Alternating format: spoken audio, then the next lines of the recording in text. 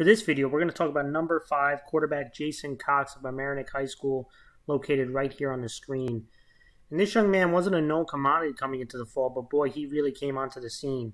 He's not the biggest guy. He's about 5'10", 170 pounds. He's not the thickest guy, but boy, he was a force for this offense. And he made big plays in clutch moments for this team. As the season went along, defensive coordinators really had the game plan versus Jason because he caused havoc for defenses. And it's because he's a dual threat quarterback, and he can hurt you running the ball, whether it's in zone option plays, quarterback counters, just scramble runs.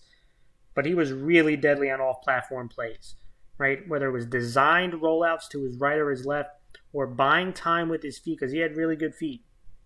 And he can buy time with his feet. It was really hard to play man coverage on him because he got it. He allowed his receivers to get those extra couple seconds or half seconds to get open. And he made some nice throws toward the sideline and down the field. He can maneuver that pocket. He can extend those plays. And those could be really backbreaking for a defense. Now, in the pocket, I thought he showed some good timing and ball placement on those quick concepts, those quick hitters, and also some of those throws down the field towards the sideline, especially on the short end of the field on the hashes. Definitely want to see a greater sample size of it in the pocket, but there was some good stuff there. Now, things he could definitely work on, the consistency in his throwing motion, right? So sometimes you'll see a nice quick release. Again, I mentioned he has really good feet, but you want to look at up top.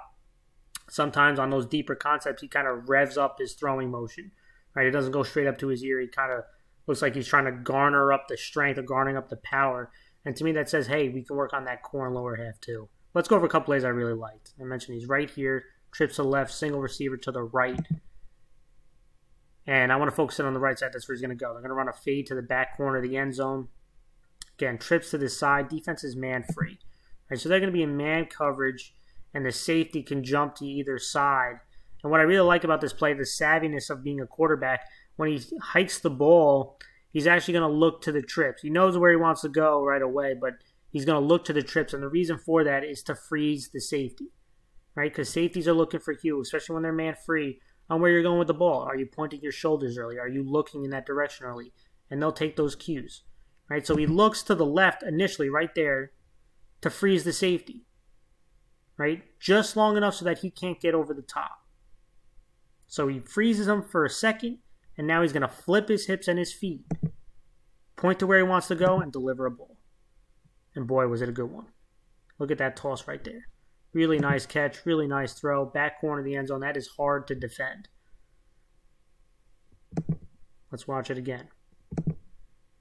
It's the little things, right? Look at him point. He has his shoulders pointed left, his eyes looking left, freezing the safety slightly. Now he's going to flip his hips and make the toss. Nice throw. Let's go to another play. I mentioned that was an in-pocket play. Let's talk about where he was really deadly. On the move, off platforms. He's going to be rolling out to his left. Okay.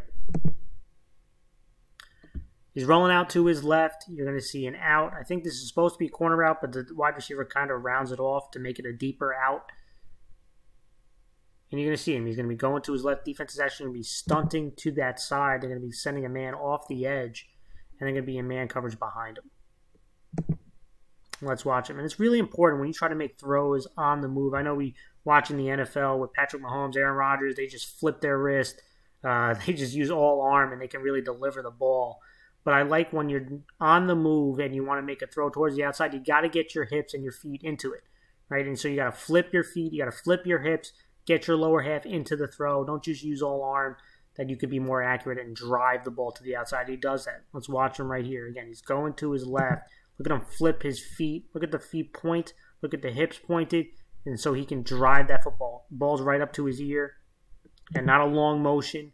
And he delivers the ball on a nice throw on the numbers. Right? It wasn't a floater. He drove the ball. He wasn't inaccurate. Can't be inaccurate towards the sideline. And he delivers it. And I like that. One more time. Let's go from the top. From flip his hips there and deliver the ball. It's a good job. Let's go to another play. Again, trips right, single receiver to the left. And there's a little bit of confusion, right? And this is what I'm talking about. He can use his feet to extend plays. And I think this number 2 receiver, I wasn't sure if he's supposed to come in or stop, but there's a bit of a little confusion inside. He ends up going towards the out. Then you have a deeper out behind him, and then you have a post, right? Defense is actually going to run a little bit of a twist stunt, and they're going to get some pressure.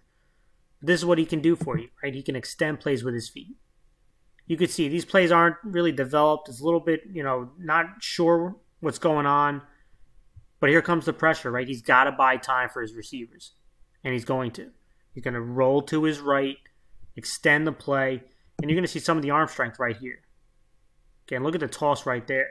Boom. On the post, back over the middle of the field. He's rolling to his right, has to throw back towards the middle of the field. That's 42 yards from where he threw the ball. Again, let's watch it one more time. Here comes the pressure. He's going to extend the play to his right. Look at that toss. Boom. 42 yards. Really nice play. And again, I mentioned throwing in the pocket, throwing on the move, off-platform throws, but he can also hurt you running the ball. Right? He can do this as well.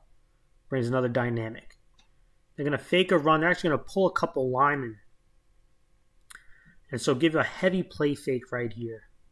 And he's going to pull the ball. They're really looking at this defensive end. Right? If he shoots down the line of scrimmage, the quarterback has the option. Sometimes it could be the coaching calling it, or it's an option for the quarterback to pull it when he sees it.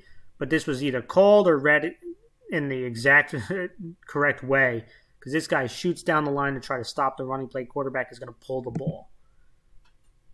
So, first it starts with a good fake, right? You have to always, I love quarterbacks who have a good fake, put the ball in the running back's gut, and then pull it. Ride him and then pull it.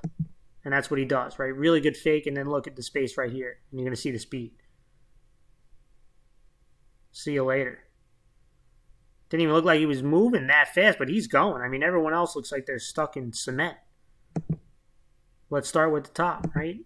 Start with the little things. You see the athleticism and the speed, but let's start with the little things. The play fake.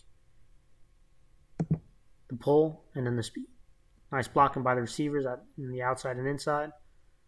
There's the speed. See you later. So definitely an intriguing young man.